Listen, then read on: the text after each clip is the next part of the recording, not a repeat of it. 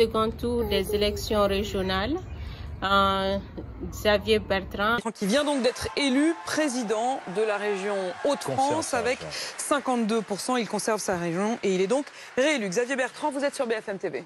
Donc cette carte de France ce soir avec les couleurs des partis qui arrivent en tête, elle n'est pas vraiment changée par rapport au dernier scrutin. Elle n'a même pas du tout changé parce que vous l'avez compris, tous les présidents sortants ont été reconduits ce soir.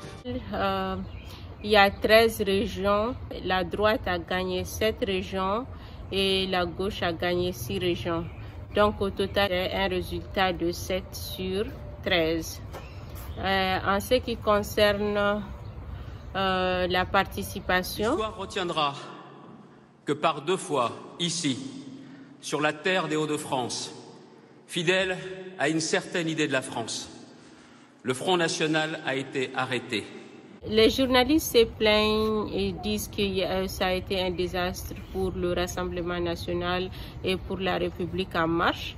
Ce qu'ils oublient, c'est que ce sont les 2 partis qui seront à la présidentielle. Et les 2 partis qui étaient à la présidentielle, les élections nationales passées. Et la République en marche a déjà tout le pays. Ils n'ont pas besoin des régions. Donc, vous l'avez dit, Valérie Pécresse qui arrive en tête largement, 46,50% des suffrages pour la candidate de la droite. En fait, il faut laisser une marge de manœuvre à vos opposants. Donc, ce n'est pas la peine de se battre pour des miettes.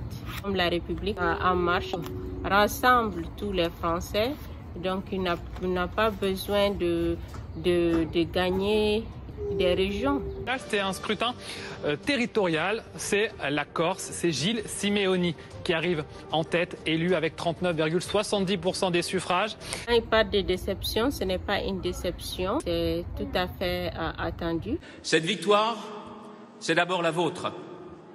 Une victoire qui nous impose plus de devoirs qu'elle ne crée de droits. Le devoir de servir. C'est un résultat attendu.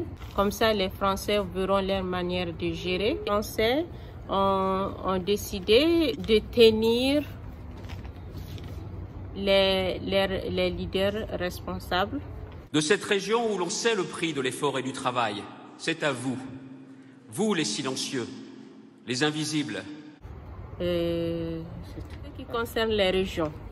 Donc, on a parlé des différentes régions. Donc, il y a 13 régions.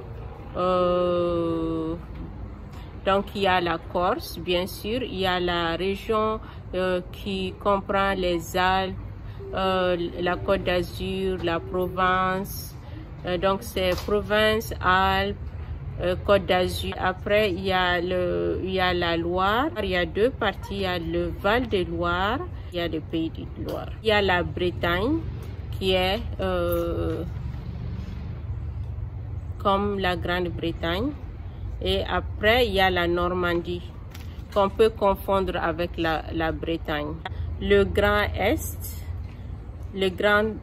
la région de la Bourgogne-Franche-Comté. Qu'en est-il? Et il y avait beaucoup de candidats au premier tour, beaucoup moins au second. 3 candidats, c'est Carole Delga qui est réélue à la tête de sa région, la candidate de l'Union de la gauche avec 57,80% des suffrages. Derrière elle, partout où il y a des Alpes, il y a plusieurs régions qui sont associées. Donc, il y a la région Auvergne-Rhône-Alpes, la région de Provence, Alpes et Côte d'Azur. Les Hauts-de-France m'ont fait l'honneur de m'accorder à nouveau leur confiance. C'est la droite.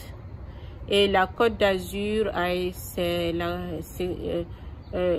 c'est Muselier. En région PACA, Sud PACA, c'est Renaud Muselier, le candidat LR qui arrive en tête, 57%.